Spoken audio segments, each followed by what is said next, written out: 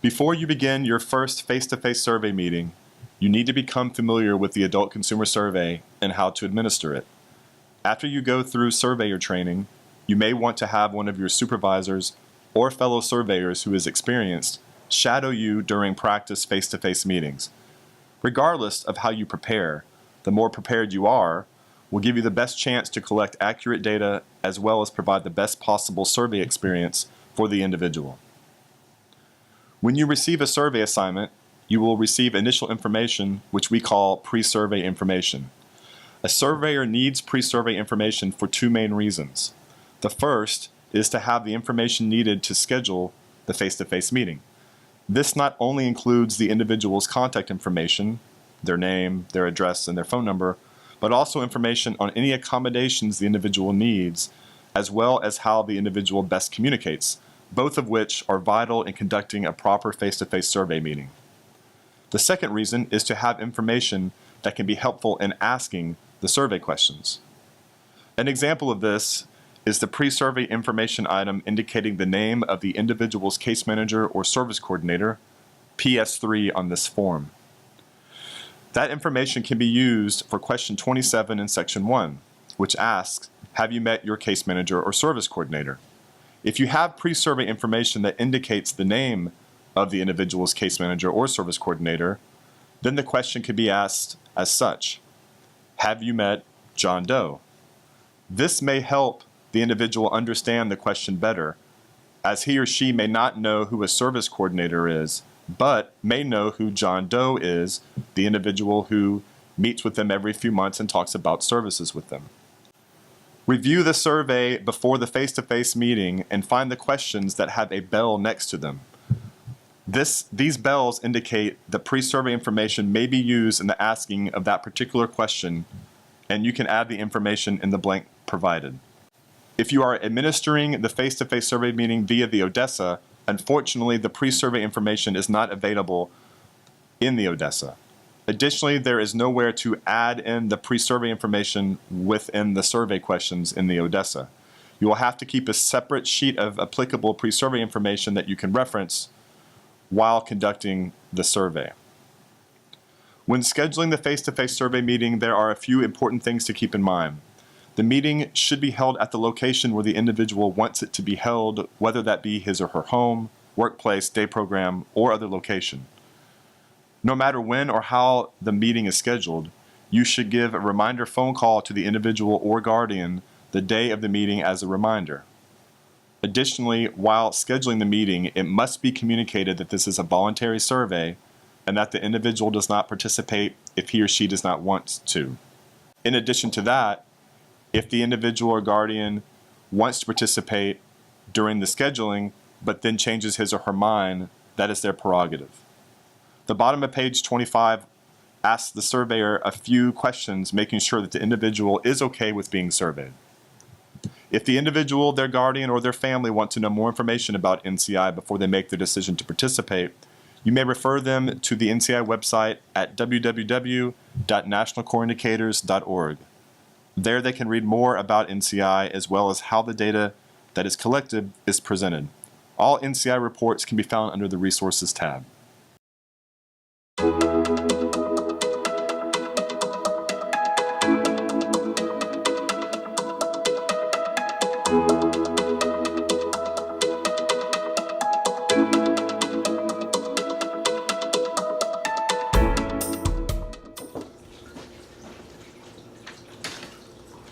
Kim?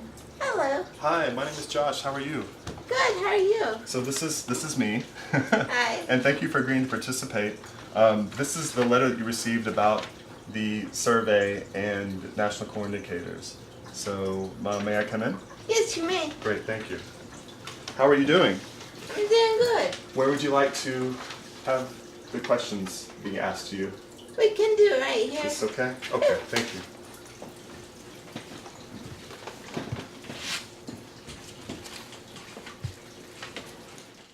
The previous video shows a surveyor arriving at the face-to-face survey meeting. The surveyor introduced himself, showed the individual a form of identification, and showed a copy of the letter that the individual received previously about the face-to-face survey meeting.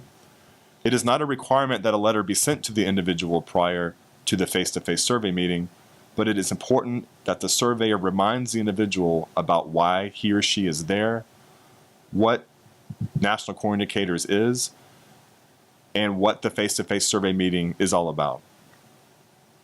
Self-advocates across the country have stressed the importance of the surveyor doing some ice-breaking before the survey questions are asked. In most instances, the individual will not know the surveyor and vice versa. So it is important that a few minutes of casual conversation occurs to allow both parties to become comfortable. The surveyor can also take this time before the survey starts to answer any question the individual has about the survey or NCI. Additionally, the surveyor can make sure that no further accommodations are needed for the individual. On page 25, there is a script for surveyors to use while giving the individual information about the survey meeting. This includes there being no right or wrong answers.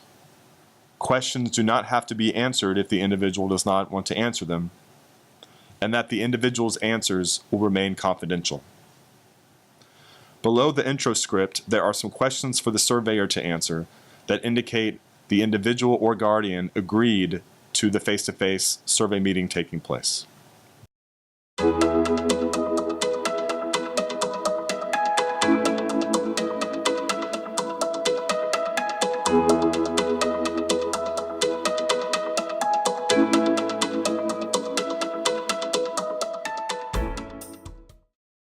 A proxy respondent is someone who can answer on the behalf of the individual being surveyed. For the questions in Section 1, only the individual can answer. A proxy respondent cannot answer any Section 1 questions, whether the individual is able to answer the questions or not. However, for the questions in Section 2, a proxy respondent is allowed to answer if the individual cannot or does not want to answer. A proxy respondent has to know the individual very well.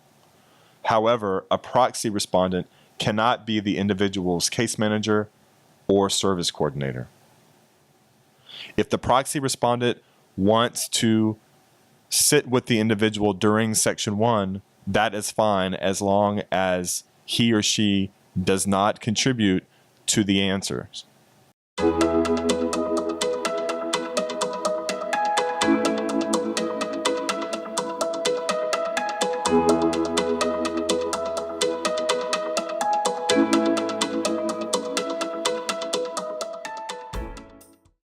The best practices by subsection clips will focus on a few questions in each subsection of the survey. This clip is on employment. Question 1 asks, do you have a paid job in the community? There is a definition of what we refer to a paid job in the community below this survey question.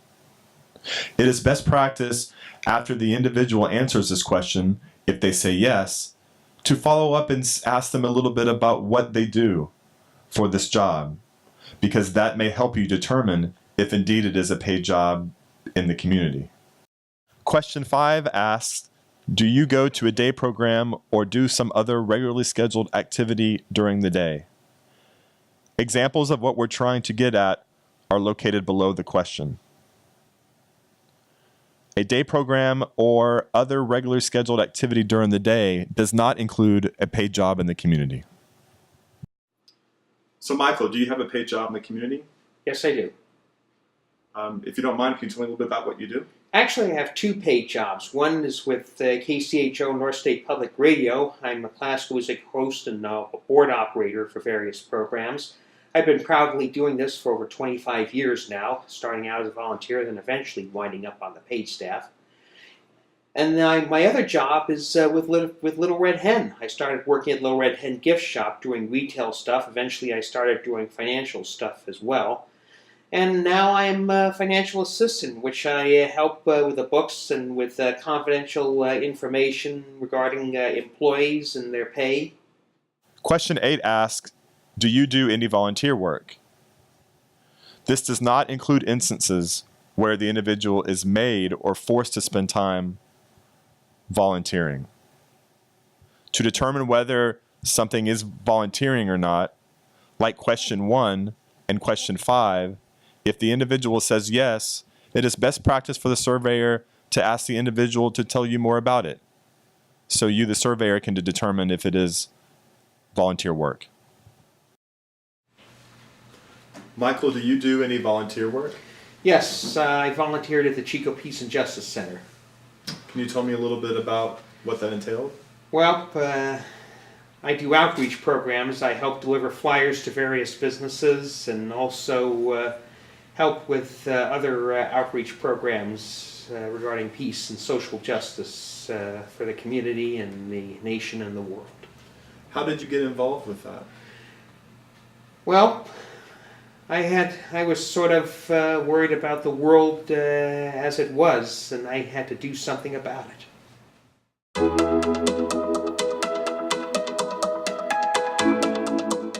The best practices by subsection clips will focus on a few questions in each subsection of the survey.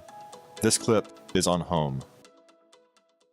Question 11 asks, do you ever talk with your neighbors? As you see, 2 of the response options both indicate yes. So as the surveyor, if the individual indicates yes to this question, then a follow-up question will need to be asked to determine how often the individual talks with his or her neighbors. Question 12 asks, do people let you know before they come into your home? Another way to ask this question is in italics below. Do they ring the doorbell or knock first and wait for an answer? When determining if other people come into the individual's house without letting them know, do not include people who live in the home. If the individual indicates that people do not come into their home, check 9.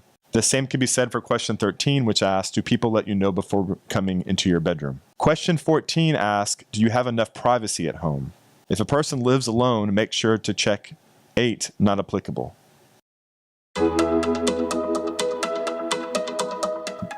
The best practices by subsection clips will focus on a few questions in each subsection of the survey. This clip is on safety. At the beginning of the safety subsection, there is a reminder for the surveyor to let the individual know that the questions in the safety subsection may be a little bit more personal in nature and that the individual doesn't have to answer any questions if he or she does not want to. As you see in question 15, the response options yes and no are in brackets. This only indicates that for this question, the yes response is the more negative response, while the no response is the more positive one. For questions 15, 16, and 17, when asking if the individual is afraid or scared is whatever the individual says it is. I'm now going to ask you some personal questions about your safety, and here's just another reminder that you don't have to answer any questions you don't want to, since these may be a little bit more personal in nature than other questions that I'm going to ask you.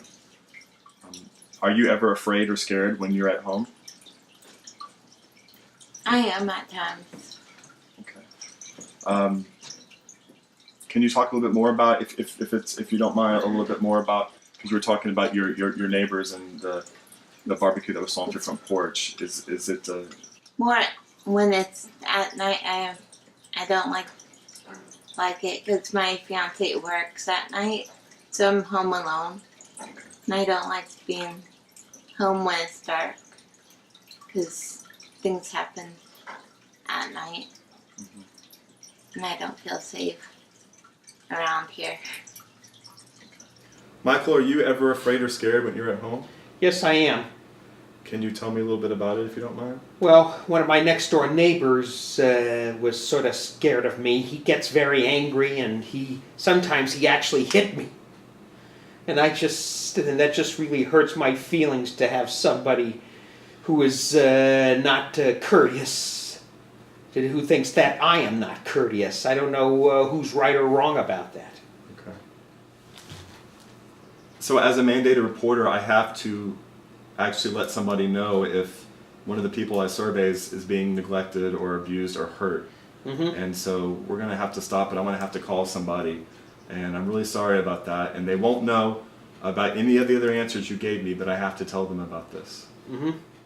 As the previous clip just showed, if the individual tells the surveyor something that needs to be reported as abuse, neglect, or exploitation, then the surveyor needs to let the individual know that that information will be passed on to his or her superiors or the most appropriate party. The surveyor also needs to remind the individual, however, that the rest of the survey information that the individual shared will not be shared and will remain confidential.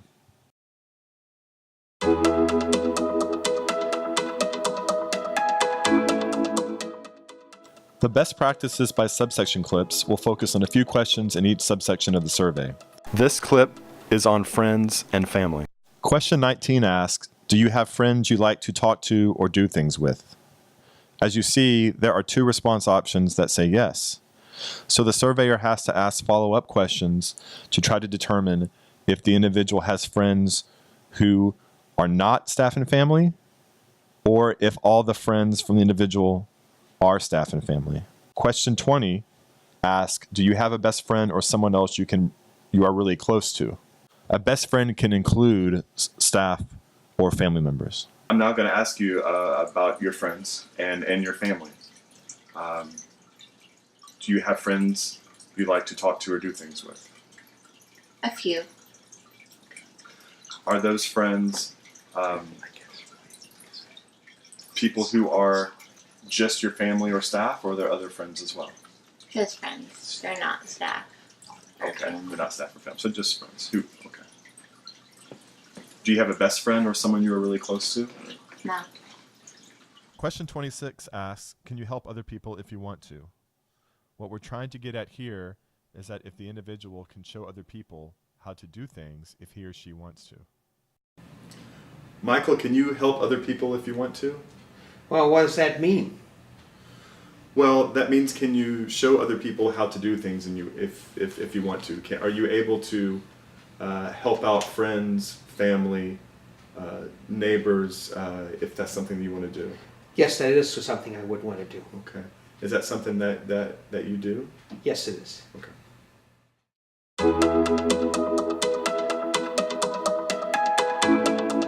The best practices by subsection clips will focus on a few questions in each subsection of the survey. This clip is on satisfaction with services and supports.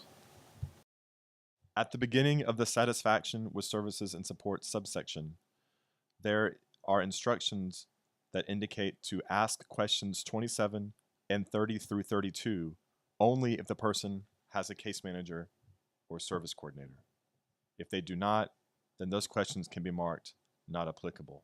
Question 33 asks, do you have staff who help you? If the answer is no, then code questions 34 through 36 as not applicable. Question 37 asks, how do you usually get to places you need to go? Multiple response options can be checked for this question.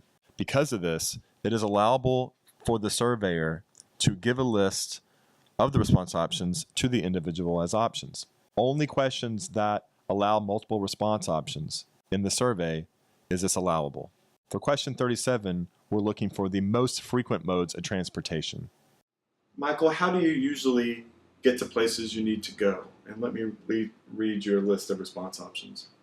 Do you transport yourself, walk, ride a bike, or drive? I usually walk or ride a bike, and on inclement weather days, I take the bus. Okay.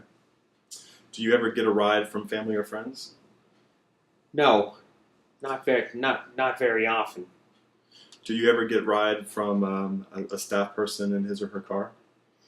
Yes, I have. Sometimes they've brought me home. Is that when they take you home, is it in their car or is it some sort of shared vehicle? It's in their car. Okay. Do you ever get a ride from some sort of specialized transportation, such as paratransit service? No. Do you usually use a taxi service when you need to get places? Very rarely. I hardly ever. No.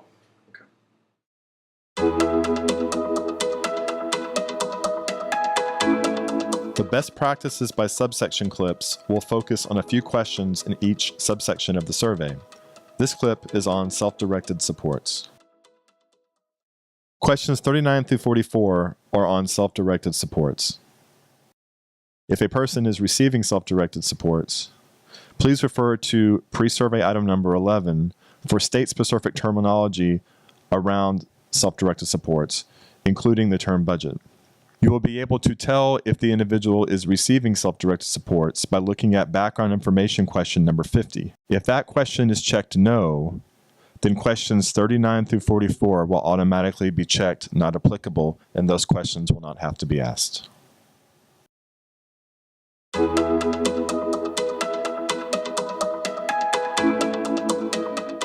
The best practices by subsection clips will focus on a few questions in each subsection of the survey. This clip is on community inclusion. In the community inclusion section, we are trying to find out if the person participates in integrated activities. What we mean by integrated is that the activity took place in an environment where there are people with and without disabilities. If the individual states that he or she has only participated in segregated activities, meaning only people with disabilities, then you should check no for that question. Each of the 7 community inclusion activities is divided into 3 questions around that activity. As you can see, question 48, we're first asking, in a particular time period in the past month, did the person do the activity, which is shopping? Again, want to make sure that the shopping, the activity, is integrated. If the person says yes, then 48A and 48B ask how many times in the past month and who did the person usually go with. So best practice for surveyors is if the individual says they did an activity, to ask them about where they went and more about the activity to be able to determine if it was an integrated activity or not. In the past month, did you go shopping? Yes, I have. Can you tell me a little bit about where you went? Well, I mostly went to Trader Joe's to buy my groceries. I also go to second-hand stores to buy my clothes, so I can get decent clothes cheap, like what I'm wearing right now. Other community inclusion question best practices include if an individual states that he or she did an integrated activity in the community once a week, then you can times that by 4 weeks and use that as the monthly total that is asked in the B questions in this section. Additionally, as a reminder, for all the C questions in this section, they have check all that apply responses. So multiple response options for the C questions can be checked. And finally, the very last question in this subsection is on vacation. And instead of the previous questions, which ask if the activity happens in the past month, the vacation question, we're asking if that happened in the past year.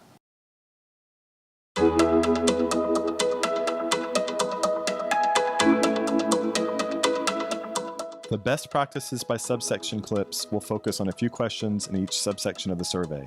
This clip is on choice. In the choice subsection, it is particularly important to pay attention to the instructions on the page you're looking at now, as well as any instructions within the survey questions and response options. The intent of these choice questions is to determine the extent to which persons receiving services are involved in decision making. In this section, code 2, if the individual played a major role in making the decision. That does not mean that the individual was the only person involved with the role. He or she may have consulted with others or made the decision along with his or her spouse or partner, but ultimately the individual made that decision for himself or herself. Code 1, if the individual had some input in making the decision but did not play a major role in the decision. Code 0 if the person did not have input in making the decision. As I mentioned earlier, choices made with spouses or partners should be coded as 2, person made the choice. At the bottom of this page, read one of the following instructions to the respondents before beginning. It will depend on if the individual is answering these questions or if it's from a proxy respondent. Question 55 says, who chose or picked the place where you live? If the person lives in their family home, for example, with their mother and father, please code question 55 as 8, not applicable. The same happens for question 56. Did you choose or pick the people you live with, or did you choose to live by yourself? If the individual lives with family, please code 8, not applicable. Question 57 asks, who decides your daily schedule, like when to get up, when to eat, when to go to sleep? In this question, if the individual states that he or she decides their daily schedule in some aspects, but in other aspects they do not, please code 1, person has help deciding. The same thing happens for question 58, which states, who decides how you spend your free time when you are not working in school or at the day program? Question 62 states, did you choose or pick your case manager service coordinator? Please pay your attention to response option 1. Case manager service coordinator was assigned but can be changed if requested by person. In order to see if this response option is the most appropriate, if the individual says that they did not choose their case manager service coordinator, a follow-up question needs to be asked to determine whether the individual can change their case manager or service coordinator if needed. As a surveyor, this can be a delicate question. You want to make sure that the individual does not think by asking this follow-up question that his or her case manager or service coordinator will be changed or needs to be changed. As a surveyor, you have to delicately just try to find out whether or not this hypothetical can happen if it is needed by the individual in the future. The same thing happens for question 63. Do you choose or pick your staff? See response option 1. It is very similar to response option 1 in question 62. Choose or pick your case manager service coordinator? No. Okay. I know it sounds like you've known this person for a long time. I get the sense that you like this person. Is that right? Mm-hmm. Okay. But if in the future, for whatever reason, you wanted to have somebody else as your case manager or service coordinator, could you choose that person? Or could you make that request if you I needed can to? request for a new one, but I can't request which person. They'll just give me whoever is available. Okay. Do you choose or pick your ILS worker? No. Okay. And so if you wanted to change your ILS worker, would you be able to put in a request to do that? Yes, I can tell my need a new one, but I can't pick who I want. Okay.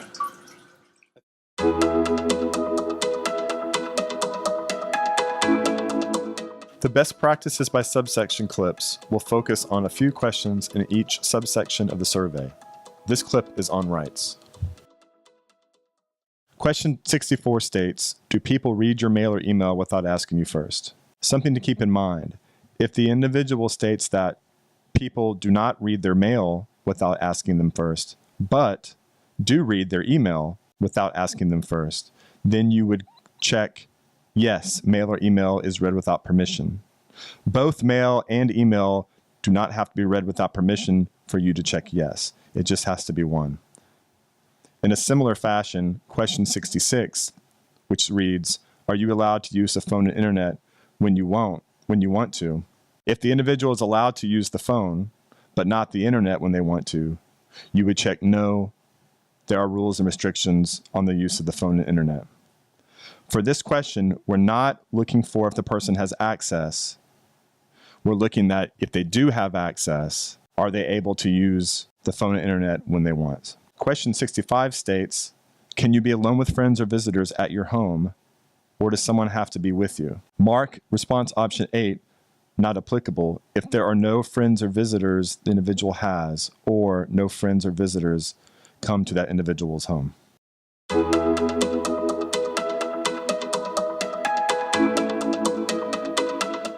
The best practices by subsection clips will focus on a few questions in each subsection of the survey. This clip is on access to needed services. Question 68 asks, do you get the services you need? If the answer is yes, code question 68A as not applicable. If the answer is no, or sometimes, or not enough of the services needed, then ask question 68A. Since question 68A allows you to check multiple responses, you are allowed to list these response options to the individual if needed. Michael, do you get the services you need? No. Okay. Let me give you a list of the services that, to see if you need any of these services or need more of those services. Service coordination or case management? No. Respite or family support? No. Transportation? Yes. Okay. Healthcare? No. Question 69 asks, do you feel your staff have the right training to meet your needs? Pay attention to response option 9. If the proxy respondent is a staff member, then please do not ask this question and check option 9. The best practices by subsection clips will focus on a few questions in each subsection of the survey. This clip is on the surveyor feedback sheet. The surveyor feedback sheet provides important information to HSRI and NASDs as we continue to improve and revise the adult consumer survey. The first few questions ask the surveyor about how long the survey took, how long all the data took to be collected, and if there were any problematic questions and why they were problematic. The next page of the feedback sheet asks for specific questions for the particular face-to-face meeting, such as where was it held? Did the surveyor know the individual prior to the survey? And how many surveyors conducted the survey with the individual? We also ask how the survey was administered, knowing that more and more often, surveyors are using the Odessa from iPads, netbooks, or laptops as opposed to a paper survey. We really appreciate surveyors taking the time to provide us this valuable information.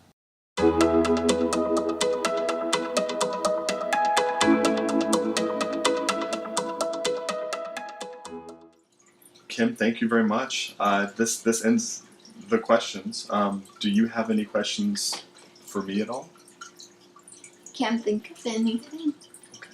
Well, thank you so much for your time. This information is going to be combined with others in California, and you taking your time today will hopefully help other individuals who are receiving services in California get their services improved as well. So thank you very much. You're welcome. When you end the survey meeting, be sure to thank the individual for taking their time to provide this valuable information. Also, make sure to answer any final questions they have and provide contact information to the individual should they have other questions after you leave the survey meeting.